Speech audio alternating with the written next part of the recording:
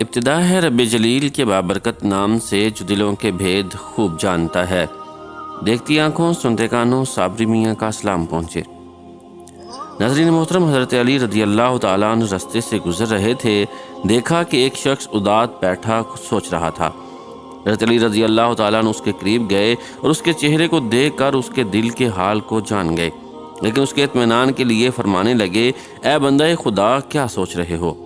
اس نے کہا، یا علی رضی اللہ تعالیٰ عنہ، آپ تو دلوں کے راز جانتے ہیں، میں کافی دنوں سے یہ محسوس کر رہا ہوں کہ میری بیوی مجھ سے بات نہیں کرتی، پیار نہیں کرتی، میرا اس طرح سے احترام نہیں کرتی، تو اس کے پیچھے کیا وجہ ہے؟ بس یہ کہنا تھا۔ حضرت علی رضی اللہ تعالیٰ نے فرمایا، اے شخص، یاد رکھنا، اللہ نے عورت کو احساس کی مٹی سے بنایا ہے۔ عورت کے وجود پہ اس کا دل حکومت کرتا ہے، اس کے احساسات حکومت کرتے ہیں۔ عورت اپنے رشتوں اور زندگی کو دل کے ترازو میں تولتی ہے۔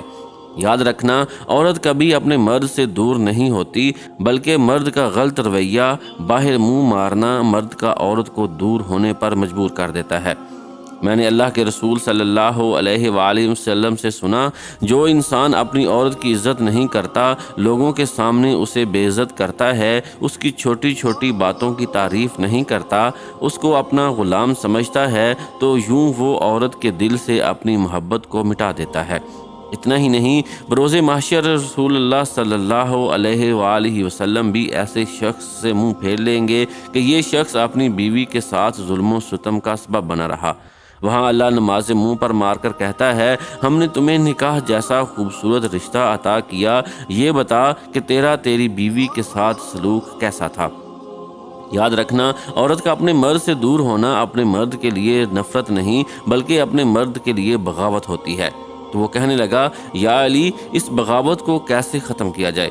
حضرت علی رضی اللہ تعالیٰ عنہ فرمانے لگے، اس بغاوت کو پیار سے ختم کیا جا سکتا ہے، عزت سے ختم کیا جا سکتا ہے، احساس سے ختم کیا جا سکتا ہے۔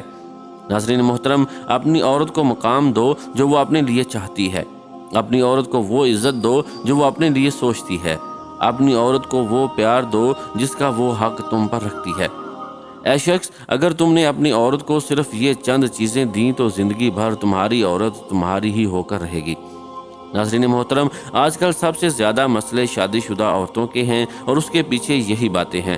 مردوں سے ایک گزارش ہے کہ باہر منہ مارنے کی بجائے اپنے گھر کی عورت کو پیار کریں، وہ عزت و مقام دیں جس کی صرف وہی حقدار ہے۔ اس نے آپ کی نسلوں کی پرورش کرنی ہوتی ہے، اس سے پہلے کہ وہ باہر سے ہمدردیاں سمیٹے اور آپ کی عزت کا جنازہ نکلے۔ خدا را خیال کریں۔